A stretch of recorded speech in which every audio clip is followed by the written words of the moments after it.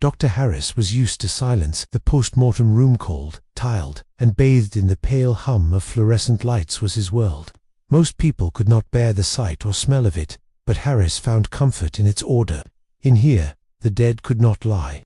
Their bodies told stories with every bruise, every fracture, every stain under the fingernails. That evening, after hours of work, he pulled off his gloves with a snap. The case seemed simpler. Middle-aged man found at the bottom of a stairwell, reported as an accident. Cause of death, a blow to the head. Harris wrote it in his report, stitched the body, and put his tools away.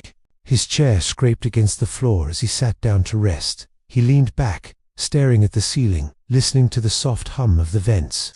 Just a few minutes, he told himself. A moment to clear his head. Then he heard it. A sound no living person wanted to hear in a morgue. The metallic groan of a table shifting. Harris sat up straight, pulse quickening.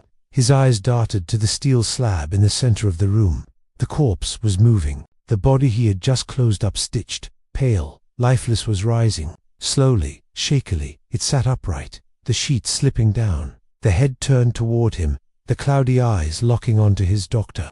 The corpse rasped, voice bubbling from lungs that should not breathe.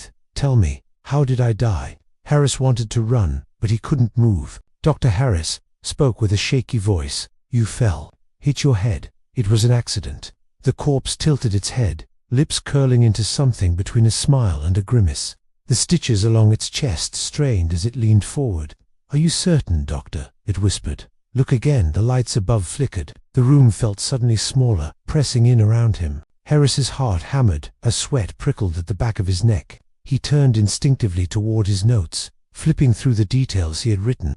Blunt force trauma, fractured skull, hemorrhage. Everything was there. Everything fit. When he looked again, the body lay still on the table. The silence returned, deeper than before.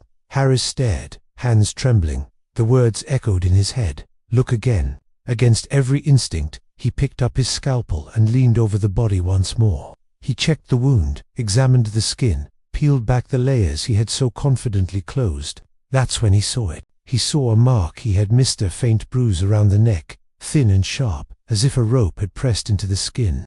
Not an accident. Not a fall. Harris staggered back, bile rising in his throat. Someone had strangled this man before staging the fall. He had written it off too quickly, too carelessly. And then he realized, the corpse hadn't asked him how it died. Not really. It had been testing him. A metallic groan echoed through the room. At the far end of the morgue, one table creaked, then another. Harris's breath caught as the sheets stirred. One by one, the dead began to rise. Each would demand the same terrible question. How did I die? There would be no escape, for every sin leaves its witness, and they all had questions.